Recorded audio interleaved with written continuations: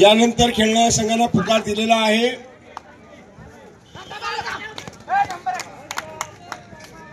यानंतर खेळणाऱ्या संघांना पुकार दिलेला आहे।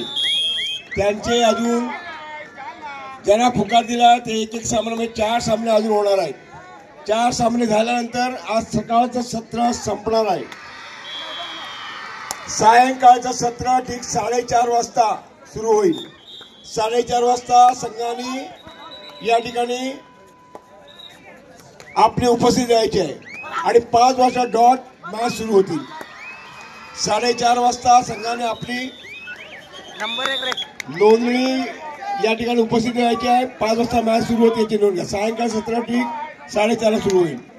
आता यानंतर जे सामने आहेत ते सामने यानंतर झाले की आजचं सकाळ सत्र संपणार आहे। अजूनही 4 सामने होणार आहेत।